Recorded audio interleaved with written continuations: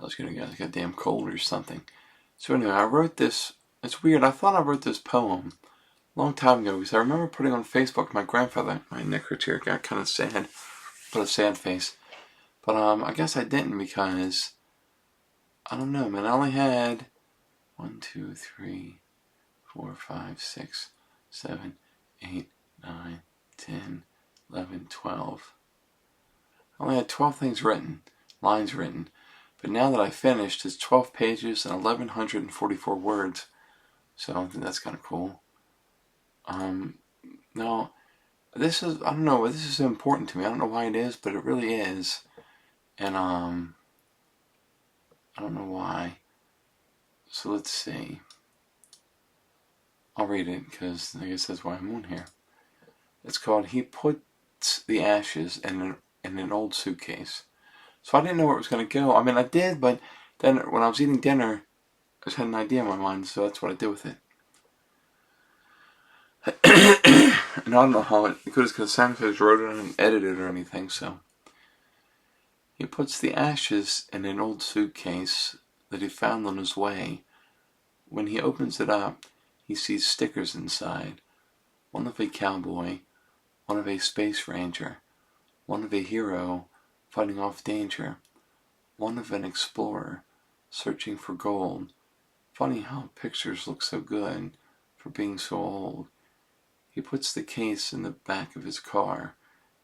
In it he will drive, not really that far. This man is an undertaker.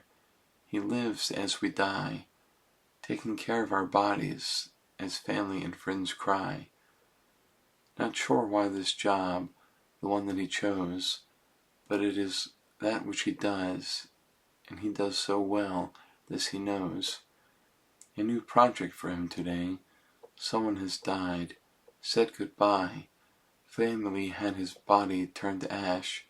Not sure why, but it's the choice. It's the choose of those we know. It's the choice of those we know. I think it's supposed to say. Maybe we can leave, or maybe we leave in charge.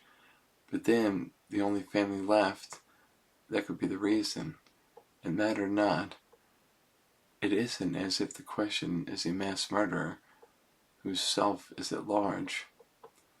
The man gets back, at least to the place he does his job, not knowing a thing about the man, the one inside the cloth.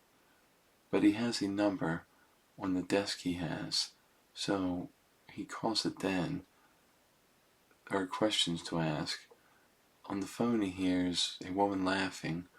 Once he says who he is, the laughter ends lasting. The lady says she will come to the place the two men are. She will drive there now in her fancy new car. He waits. He thinks of the drive.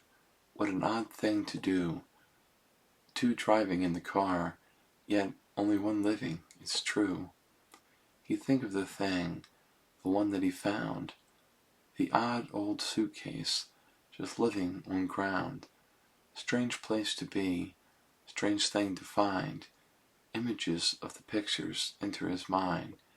He sits in his silence, the quiet and he, thinking and thinking about the suitcase, the dead man and he. The suitcase seems like something a young child would have. No children walk there. It'd be dangerous. The cars go too fast. But what of the stickers? Those ones in his mind. No man could have had them. At least, not in his mind. Could a man still dream of being those things? Cowboy, space ranger, hero, explorer? Very strange a thing it be. Then he hear the door open. He jumps to his feet. It be not a robber or a killer at large. It be a sad woman, eyes swollen and large. The man was her brother, the only one she had. Neither had talked in a while. Of this she felt bad. He asked not the reason. This not his job. But he hands her a tissue for which she may wipe up her sobs. He waits. After time has gone by, then time and a bit more, she sit down in front of him, feet flat on the floor. Both sat together and sighed with no weather, just the quiet in them, just her and just him. They sit. After a little more time, but less than a lot, she starts to talk about her brother. She loved him a lot. When they were kids, they would play each and every day, from when the sun first arose to when the moon would say hey.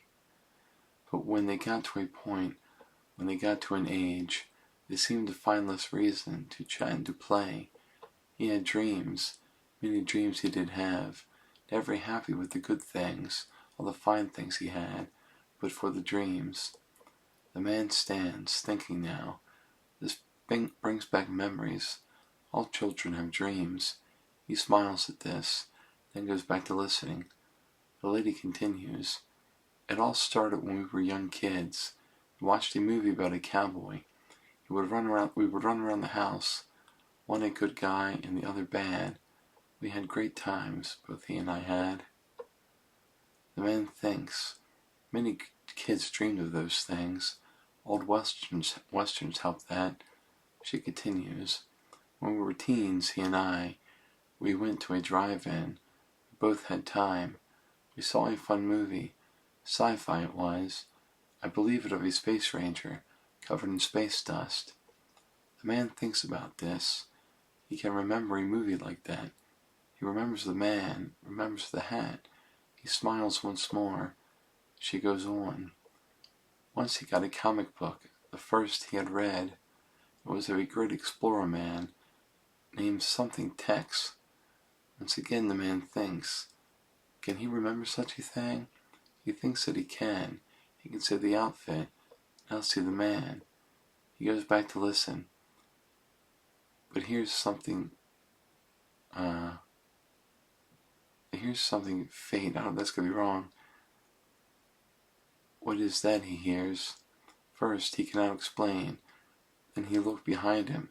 It's the man he see. The undertaker for the lady is talking so freely. He stands and he thinks, not quite understanding. He the only one that work here, the job not that demanding.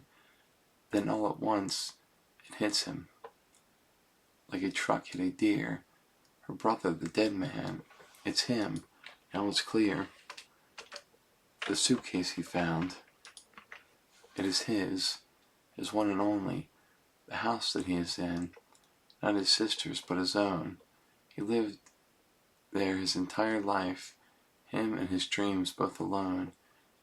He has wasted his life living in the dream. But then he not feel sad, for he see a light beam. He follow it up, and away. There is a director named God, needs him in his play. The first big act that he must pretend is to be a great cowboy and his homeland defend. Once that complete, he hear cheers and applause from his mom and his dad, whose name was once Paul.